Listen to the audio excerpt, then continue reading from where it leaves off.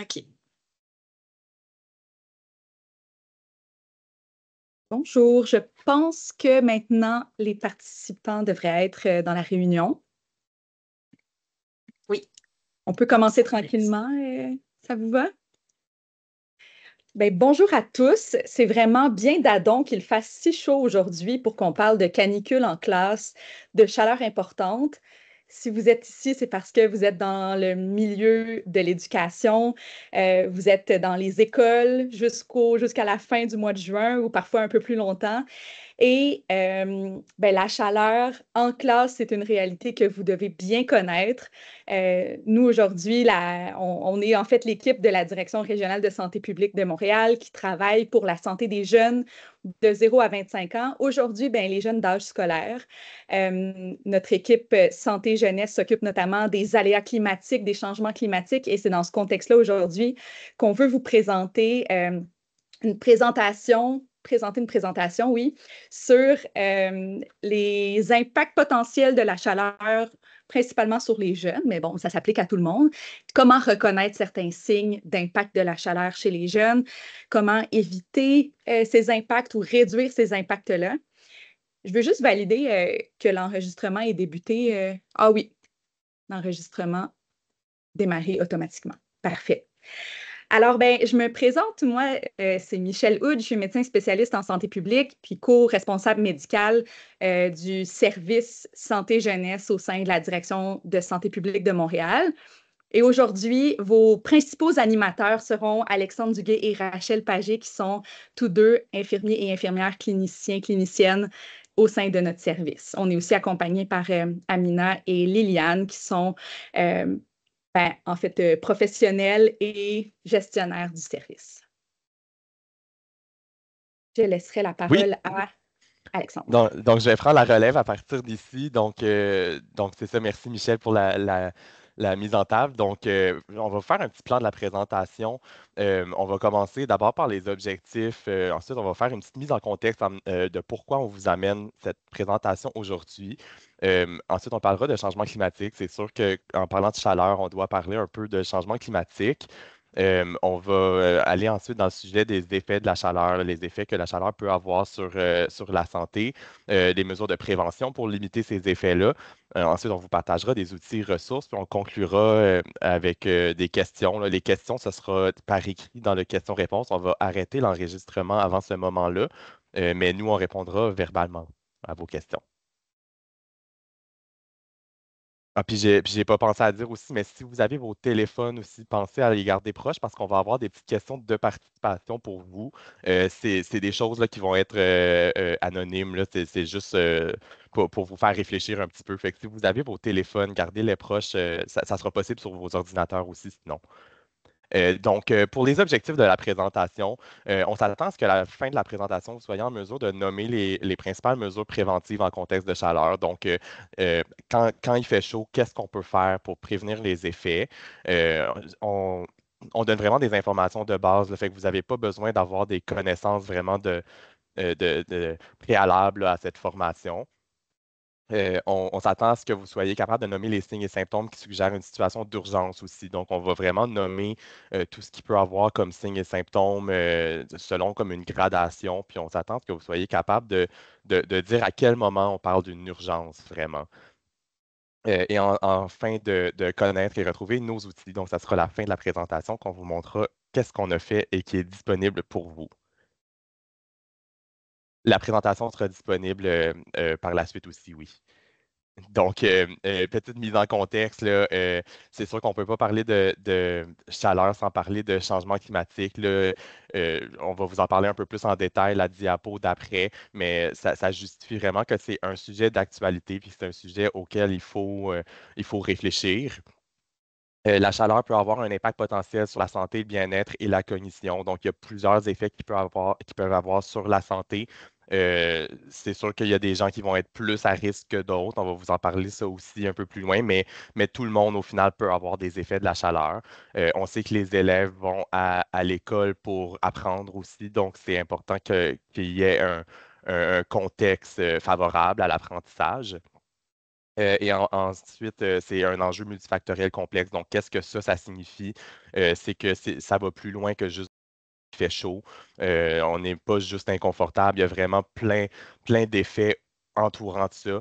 Et nous, à la santé publique, on s'intéresse beaucoup aux inégalités sociales de santé, là. Donc, qu'est-ce qui les cause et comment les diminuer? Puis la chaleur, c'est un exemple parfait, là. Je pourrais donner l'exemple d'un enfant qui vivrait dans une famille peut-être plus aisée, qui vit dans un nouveau bâtiment, que l'air climatisé.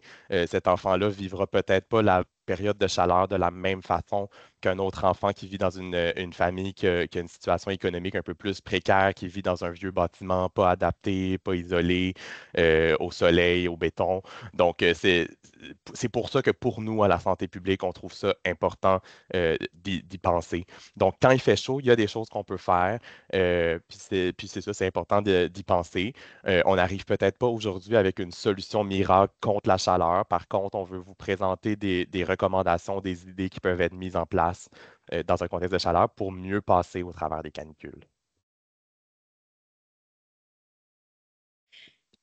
Les changements climatiques, c'est un enjeu de santé publique parce que les aléas climatiques ont un impact sur la santé des gens. Par aléas climatiques ou événements météorologiques, là, on peut penser à des inondations, des tempêtes de neige, mais aussi la chaleur. Avec les changements climatiques, il y a une augmentation de la température moyenne pendant l'été, mais il y a aussi une augmentation de la variation de température.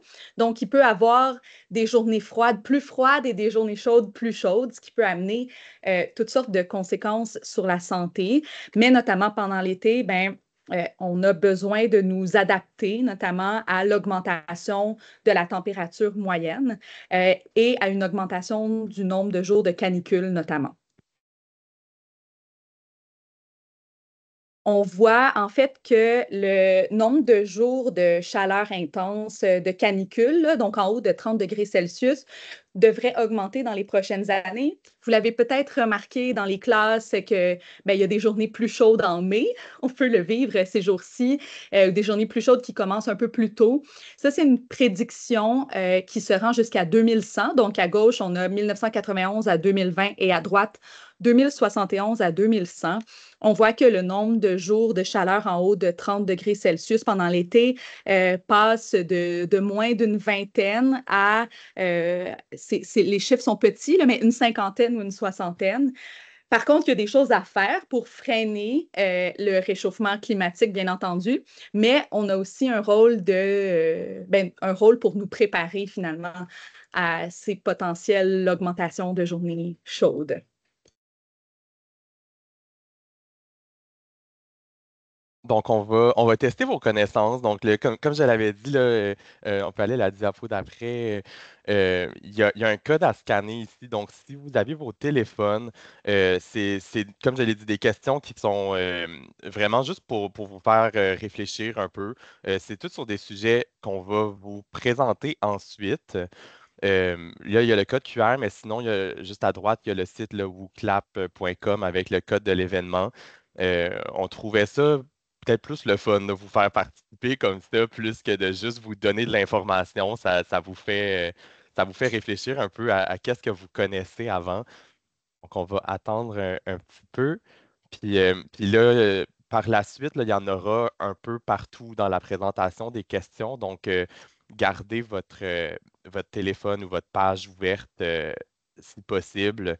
Il y aura toujours le site décrit en haut, mais le code QR ne revient pas, là. Donc, on va attendre encore un peu. On voit qu'il y a 25 personnes en bas. Ouais.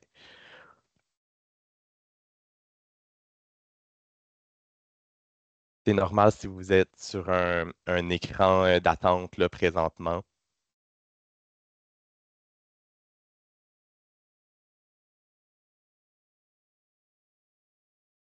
OK, je pense que ça va. Si vous n'avez pas eu le temps, là, en haut, vous voyez, il y a toujours le site WooClap avec le code, puis à chaque diapo de questions, il sera là. Donc, on commence avec une question vrai ou faux. Les enfants d'âge scolaire font partie des populations plus vulnérables ou sensibles à la chaleur. Donc, c'est vrai ou faux. Euh, Puis c'est ça, là, comme j'ai dit, là, il n'y a pas y a pas de compétition, rien, c'est vraiment juste pour vous faire réfléchir un petit peu.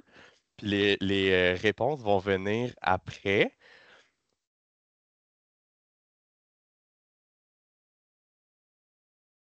Puis quand vous l'avez mis, là, je pense que vous l'avez compris, mais là, il y a comme un valider ou envoyer en bas. Donc, si vous n'avez pas cliqué ça, ça ne s'envoie pas.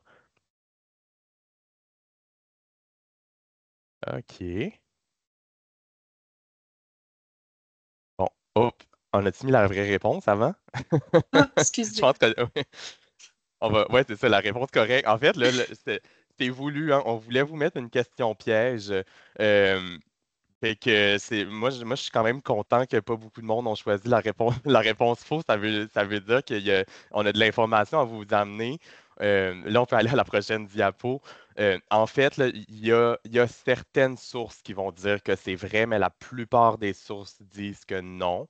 Mais ne sont pas unanimes. Donc, les sources qui disent que c'est vrai que les enfants sont plus vulnérables, ils justifient ça généralement par le développement là, du corps. Donc, les enfants, surtout avant la puberté, les glandes qui produisent la transpiration ne sont pas tout à fait à maturité. Donc, la transpiration, c'est vraiment un mécanisme du corps qui permet entre autres, contrôler la température du corps. Donc, on évacue de la chaleur par la transpiration. Donc, il y a certaines sources qui vont dire que vu que les enfants avant la puberté, ce processus-là n'est pas mature, qui sont plus à risque. Mais en général, le corps de l'enfant s'adapte quand même très bien. Puis l'enfant d'âge scolaire est capable de manifester, de reconnaître et de manifester un inconfort ou une soif aussi, et d'aller boire par lui-même. Donc, en pratique, les enfants d'âge scolaire tolèrent quand même bien la chaleur. Ça ne veut pas dire qu'ils ne ressentent pas les effets de la chaleur. On sait que quand il fait chaud, mais les enfants vont avoir chaud comme les adultes, mais ils ne sont pas nécessairement euh, plus à risque de complications que d'autres tranches d'âge.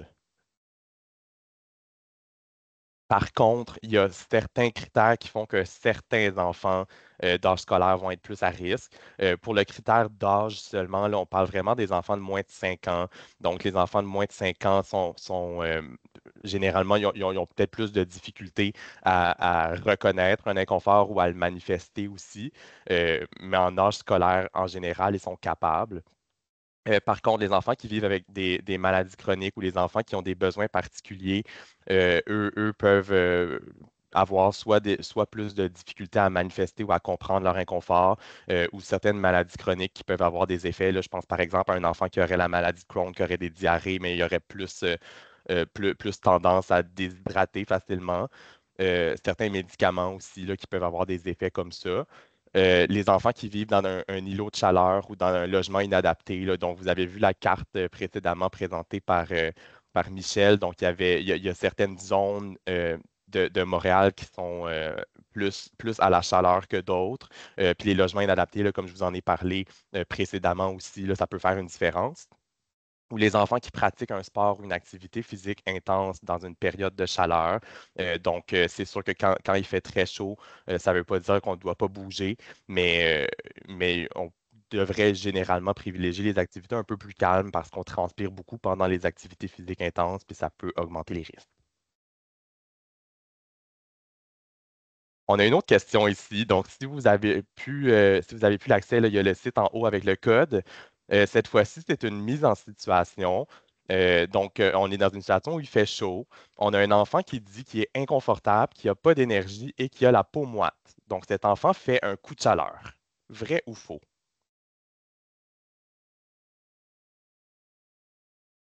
On va tout vous définir là, plus tard, ensuite, le coup de chaleur puis les autres effets aussi sur la santé.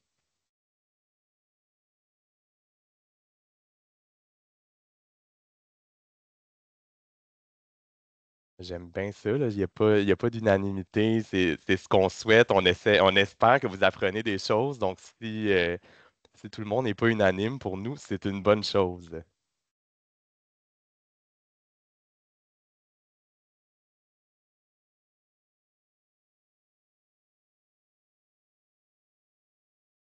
OK, on va aller. Oui. Donc, la réponse, c'est faux. Par contre, c'est sûr que là, l'enfant, il y a quand même certains signes là, qui montrent qui montrent qu'il y a, il y a des effets de la chaleur. On ne veut pas qu'il progresse vers un coup de chaleur, mais on va vous dire un peu plus loin qu'est-ce que c'est vraiment un coup de chaleur puis c'est quand une urgence. On a une autre question, mise en situation encore une fois. Donc, il fait chaud. Là, on a un enfant qui se met à avoir une crampe musculaire à la jambe. Qu'est-ce qu'on fait? Il y a plusieurs options possibles, puis je vous dirais que nous, on en a choisi trois bonnes dans les six ici. Donc, les options, c'est d'aviser les parents, demander aux parents de venir chercher l'enfant, faire boire de l'eau à l'enfant, lui dire de s'asseoir avec les jambes croisées, arrêter l'exercice physique et prendre du repos, et refroidir le corps avec une serviette mouillée.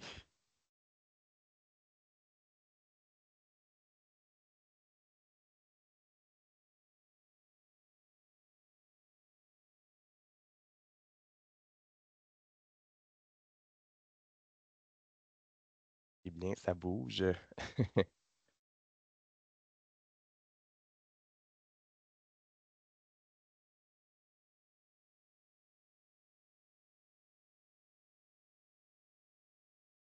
OK, on peut peut-être montrer la réponse, là.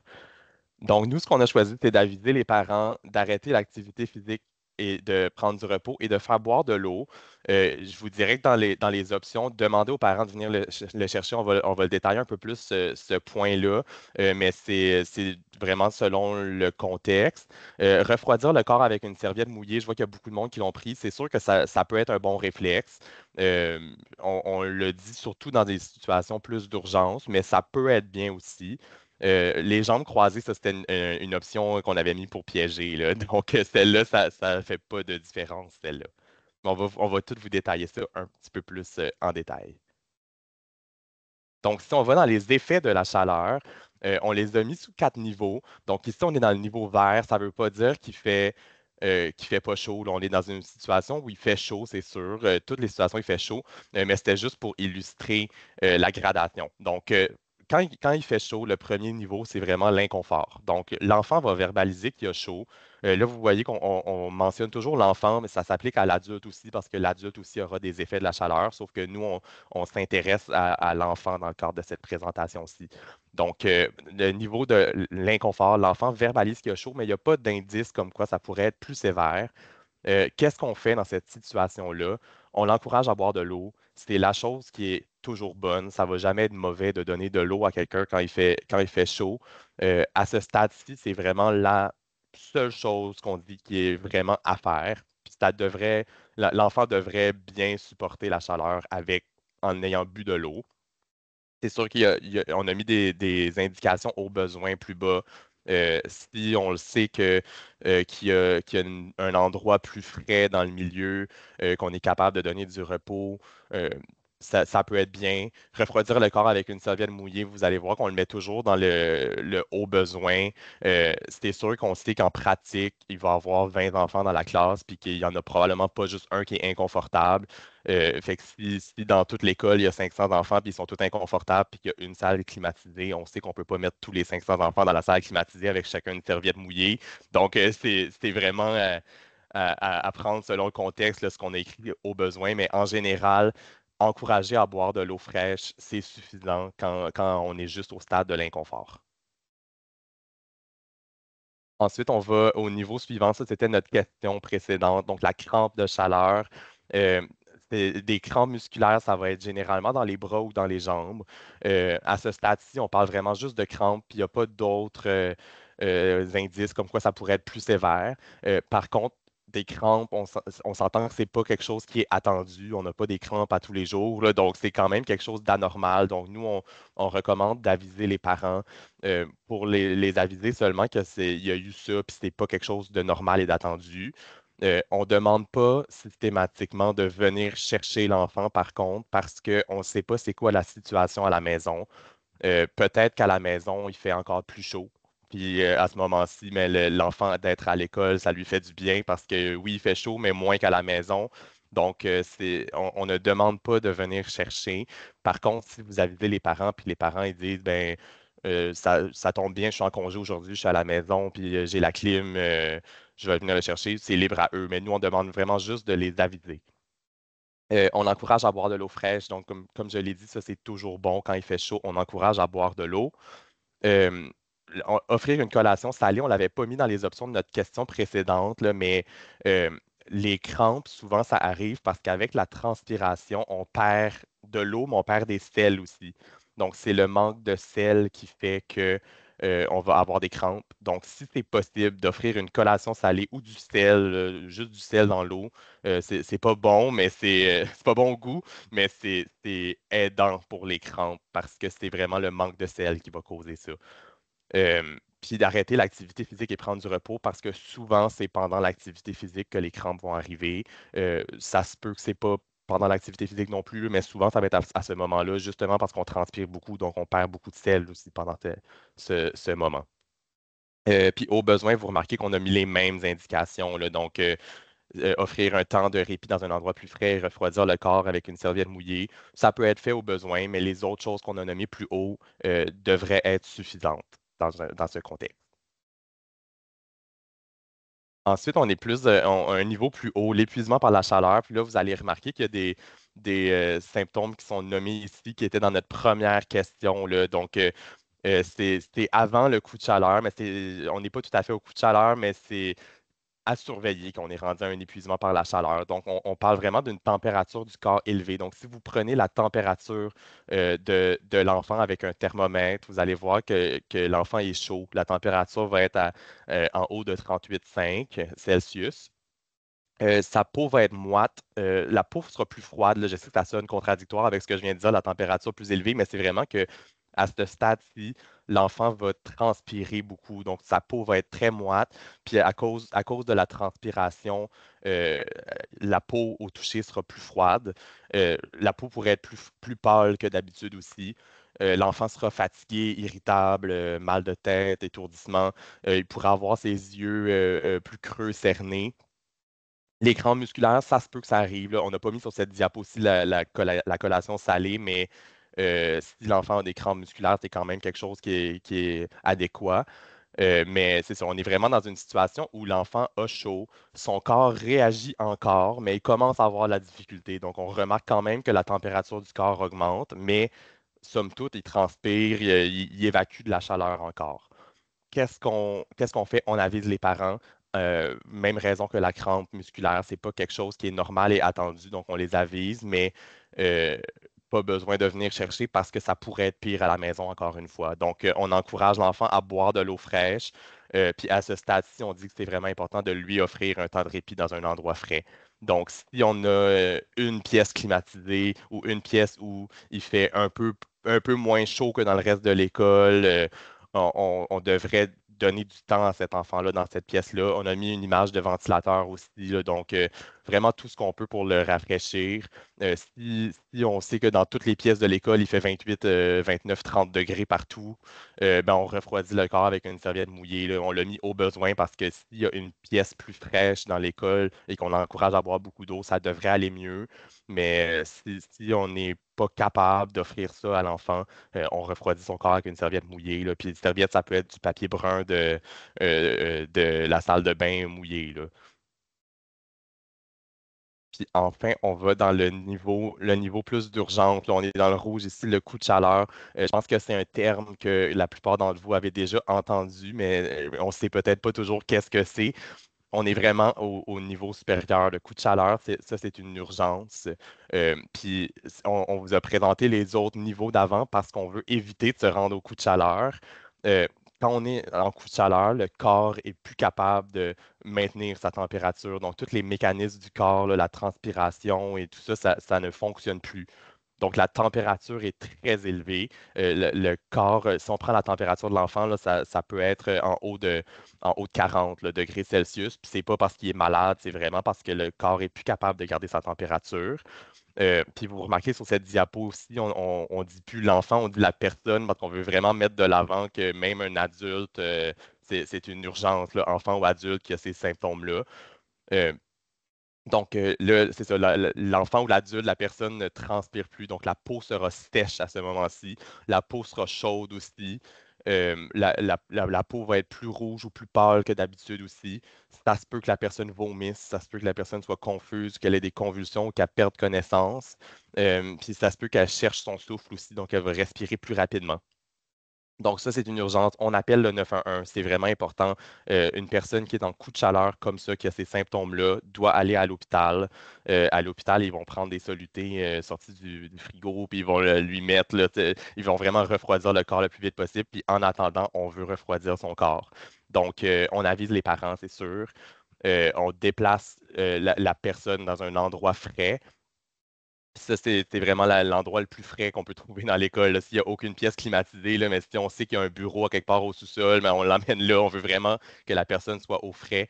Puis refroidir le corps avec des serviettes mouillées dans cette situation-ci, c'est vraiment quelque chose à faire. Donc, on prend ça peut être du papier brun de salle de bain, comme je l'ai dit. On veut vraiment refroidir le plus vite possible la personne qui est en coup de chaleur.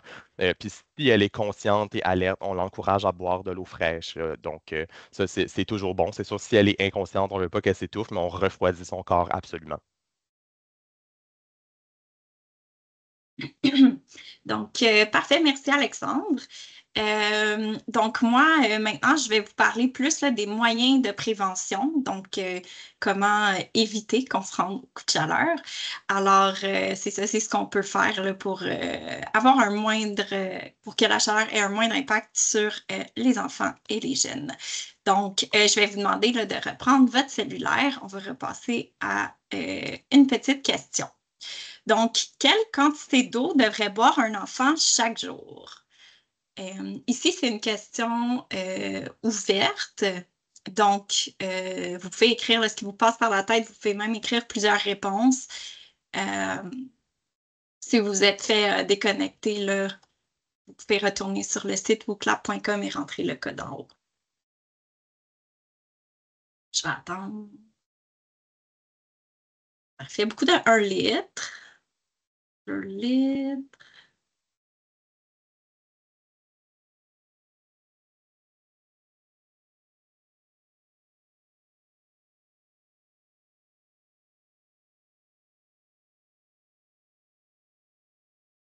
Parfait. OK.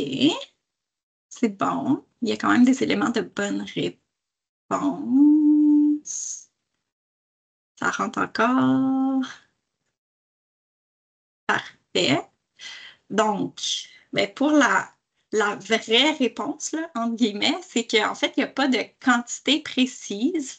Il n'y a pas de quantité là, de consensus dans la littérature.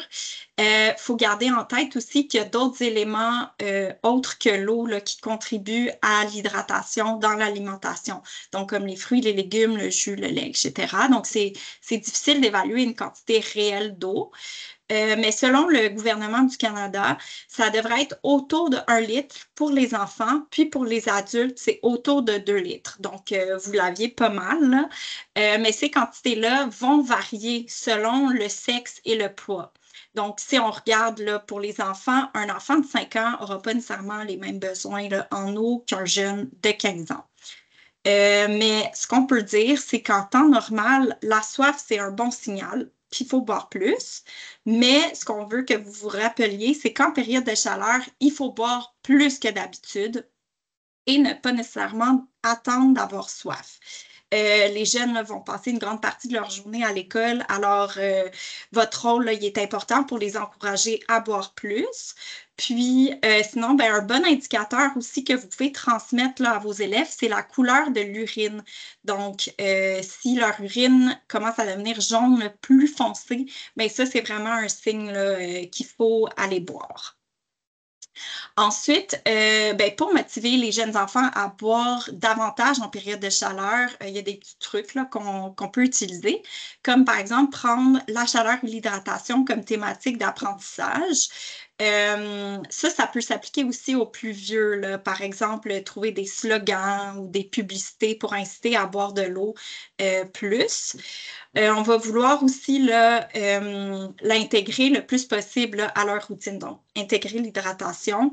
Par exemple, chaque fois qu'ils se lavent les mains, on prend une gorgée d'eau. Chaque fois qu'on sort à la récréation, on prend une gorgée d'eau. Chaque fois qu'on rentre. Donc, vraiment leur faire passer là, le plus possible tout au long de la journée. Puis pour leur vendre encore plus l'eau, ben, on peut faire des petites activités créatives là, sur le thème de l'eau, comme décorer des verres réutilisables ou des gourdes d'eau. Puis, ben, si jamais, c'est peut-être différent là, selon les écoles, les règles, mais si les gourdes d'eau ne sont pas permises, mettre à disposition un pichet d'eau aussi dans la classe, puis demander d'amener un verre incassable là, de la maison. Puis, n'oubliez pas non plus là, que les jeunes vous regardent. Donc, vous avez vraiment l'occasion d'être un bon modèle pour eux. Alors, n'hésitez pas à boire de l'eau, vous aussi, devant eux. Donc, puis maintenant, on va reprendre le cellulaire pour une autre petite question. Celle-ci, c'est une mise en situation, donc je vous la lis. Il y a un avertissement de smog, donc une mauvaise qualité de l'air, pour l'île de Montréal, mais en même temps, c'est une journée chaude, puis il fait très chaud à l'intérieur de la classe. Est-ce que c'est adéquat d'ouvrir la fenêtre? Oui ou non?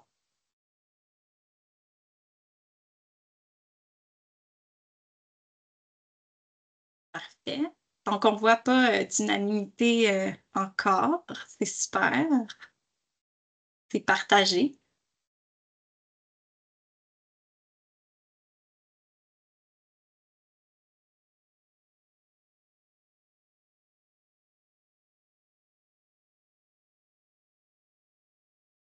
OK. On va regarder la bonne réponse. Donc, la bonne réponse, c'est oui, ça serait adéquat d'ouvrir la fenêtre. Donc, je vous explique. Donc, la recommandation, quand il y a une mauvaise qualité de l'air, ben, c'est de fermer les fenêtres. Mais quand il fait chaud, on veut venir aérer les pièces le plus possible. Puis un des moyens pour le faire quand on n'a pas d'air climatisé, c'est d'ouvrir les fenêtres quand il fait plus chaud à l'intérieur qu'à l'extérieur. D'ailleurs, c'est recommandé là, de laisser vos fenêtres ouvertes la nuit, ben, les fenêtres de l'école, là, quand c'est plus frais pour aérer les locaux. Donc, si c'est sécuritaire et que les fenêtres de votre école vous le permettent, là, vous pouvez laisser les fenêtres ouvertes la nuit là, pour aérer les locaux. Donc, c'est ça, on voit comme deux consignes contradictoires. Alors, qu'est-ce qu'on fait quand il fait chaud et que la qualité de l'air est mauvaise? Ben, en fait, c'est toujours les consignes pour la chaleur qui vont être plus importantes que celles pour la qualité de l'air. Pourquoi? Parce que les conséquences immédiates pour la santé que peut avoir une grande chaleur sont plus graves que celles liées à une mauvaise qualité de l'air. Donc, si on est dans une situation qu'il y a un épisode de smog, puis en même temps, ben, il fait vraiment chaud à l'intérieur, alors oui, on ouvrirait quand même les fenêtres là, pour faire diminuer la température intérieure de la classe en priorité. Donc voilà. Puis après, un peu sur le thème là, de la ventilation, une autre recommandation là, quand il fait très chaud, ben, c'est que vous pouvez installer un ventilateur en classe là, si ce n'est pas possible d'ouvrir les fenêtres dans un endroit sécuritaire. Si c'est accessible à vous, là, bien sûr, c'est peut-être pas toutes les classes qui ont accès à un ventilateur. Il est aussi recommandé là, dans vos classes d'utiliser les appareils qui dégagent de la chaleur à un minimum. Donc, même les lumières, des téléviseurs ou des ordinateurs, si vous en avez dans la classe, ça peut dégager de la chaleur. Donc, on évite de les utiliser. Puis, par rapport aux vêtements, là, si vous savez qu'il y a une période de journée chaude qui arrive, vous pouvez encourager les élèves à porter des vêtements légers, donc qui vont être plus confortables là, quand le degré d'humidité est élevé et de couleur claire aussi, donc qui vont moins absorber la chaleur du soleil quand les enfants vont être à l'extérieur. Ensuite, il est recommandé aussi de garder les rideaux et les stores fermés dans les locaux quand le soleil brille fort. Puis ça, c'est valable même pour les locaux vides, là. Donc, ça va venir éviter l'effet de serre. Donc, c'est quand il fait plus chaud à l'intérieur qu'à l'extérieur.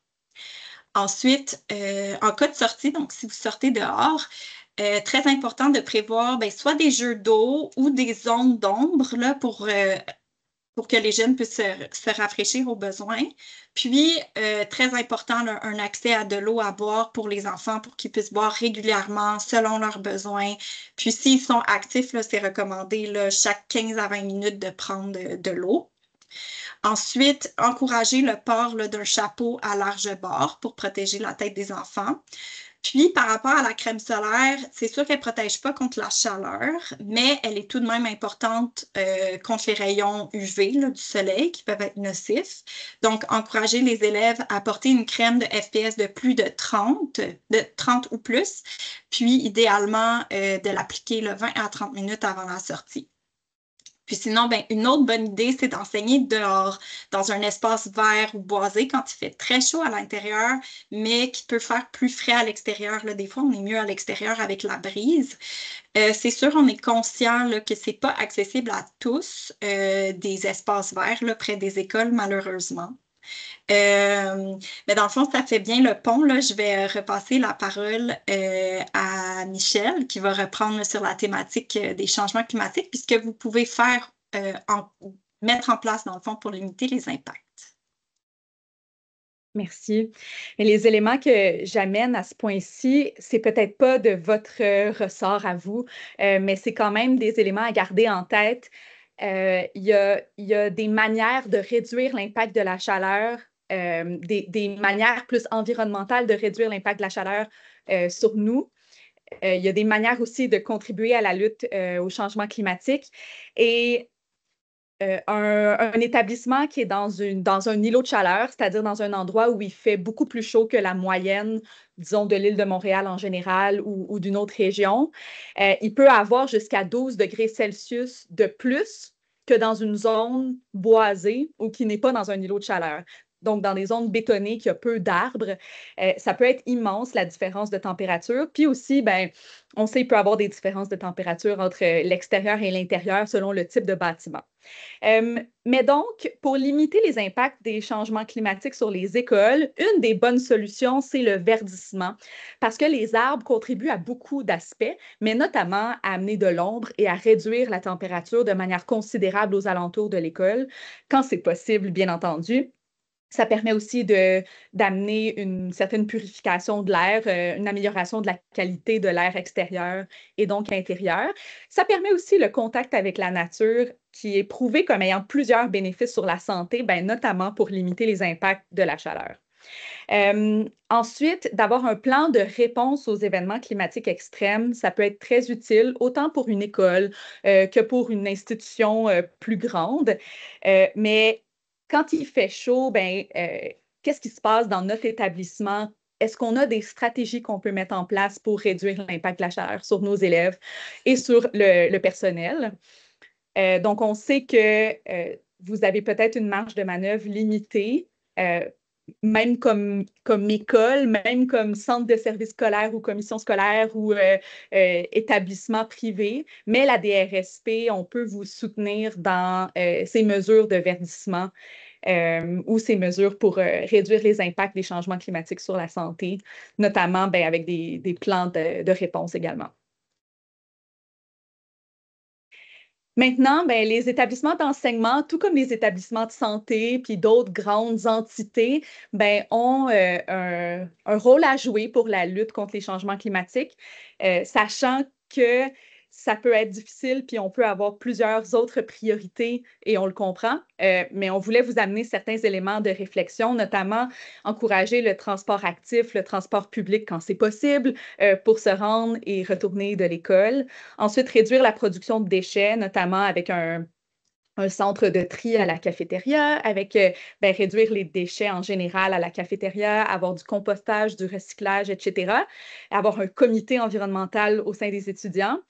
Et ensuite, éduquer et sensibiliser les élèves et le personnel, notamment en enseignant les changements climatiques, en enseignant l'importance de prendre soin de la nature, en enseignant l'agriculture urbaine, par exemple, c'est des aspects qui peuvent vraiment contribuer à faire une différence et éventuellement à réduire aussi l'impact de la chaleur. Donc, merci Michel. Maintenant, je vais vous parler là, d'outils et de ressources disponibles pour vous.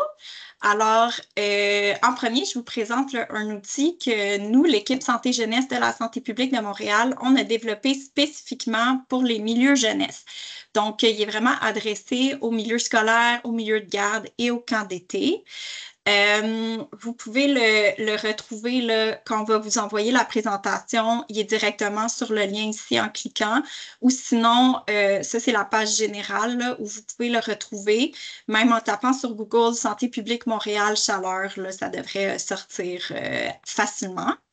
Donc, en fait, c'est un outil là, sous forme de 2 pages qui est imprimable à afficher au choix, donc soit la première page, soit la deuxième page. Puis, sur la première page, on retrouve pas mal là, tous les moyens de prévention qu'on vous a présentés dans la présentation. Et sur la deuxième, ben, tous les effets possibles là, de la chaleur avec le thermomètre comme on a pu voir. Euh, puis les symptômes à surveiller et quoi faire. Donc, c'est quand même un bon rappel là, qui peut être affiché dans vos milieux. Ensuite, ça, c'est l'outil ministériel. Donc, il fait très chaud, précautions à prendre pour les enfants. Il a été créé par le ministère de la Santé et des Services sociaux. Ici, c'est spécifique aux enfants, mais c'est vraiment des recommandations plus populationnelles, donc moins adaptées au milieu d'enseignement. Mais il peut être affiché comme dans les CLSC, par exemple. Donc, on vous l'a mis parce que ça peut quand même être intéressant là, à consulter. Puis, ben, pour finir, comme ressource, il y a nous. Donc, l'équipe santé jeunesse là, de la DRSP de Montréal. Alors, vraiment, pour toute question qui concerne la chaleur, puis plus largement là, les thématiques des mesures d'urgence et des changements climatiques, n'hésitez pas à demander à vos directions de nous contacter. Ça va nous faire plaisir là, de vous répondre. Notre offre de service s'adresse seulement aux directions des milieux jeunesse, mais vos directions ont notre adresse courriel et notre numéro de téléphone à disposition normalement, donc n'hésitez pas là, à passer par eux pour nous contacter. Et Puis d'ailleurs, ensuite, oh, oui, vas-y pardon, Michel. Rachel, mais je voulais Oui. ajouter, si jamais vous sentez que votre milieu, ben, votre école est dans une zone, dans un îlot de chaleur et dans une zone difficile à boiser et que ben, vous pourriez bénéficier d'une aide, ben, on est là pour ça aussi. Michel Delajoux. Donc, on va conclure, puis dans le fond, on va vous redemander encore de reprendre votre cellulaire. On va conclure avec 2 dernières petites questions. Donc, parmi les suivants, lesquels sont des signes de coup de chaleur? Donc, il faut appeler le 911.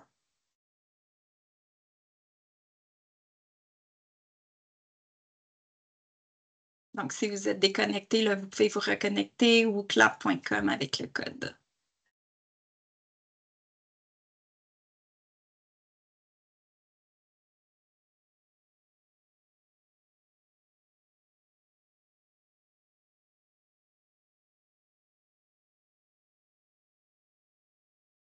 Attends encore un petit peu.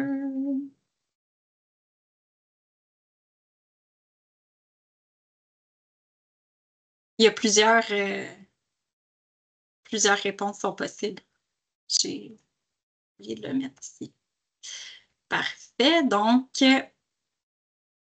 les réponses, la majorité l'ont eu, c'est perte de conscience, température du corps très élevée et la peau sèche. Donc, ça, c'est vraiment les 3 signes là, qu'on aimerait que vous reteniez qui sont urgents là, pour lesquels il faut appeler le 911. Puis, pour terminer, nommez une chose que vous avez apprise de ce webinaire. Mais ça peut être aussi là, quelque chose que vous avez retenu. Là. Donc, encore là, plusieurs réponses sont possibles.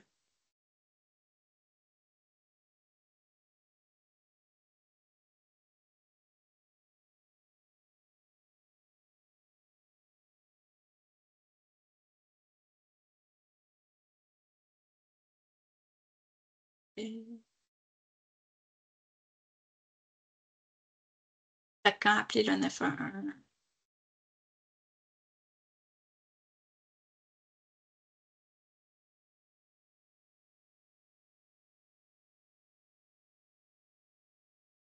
Le smog et les fenêtres, ça revient. Les coups de chaleur. Super, ben, super intéressant. Donc, c'est ça, en fait, vous avez pas mal ressorti là, ce qu'on voulait que vous reteniez. Puis de boire beaucoup d'eau là, quand il fait chaud, plus qu'à l'habitude, ne pas attendre d'avoir soif. Puis, c'est sûr que le message principal, c'est quand appeler le 911. Donc, parfait pour ça.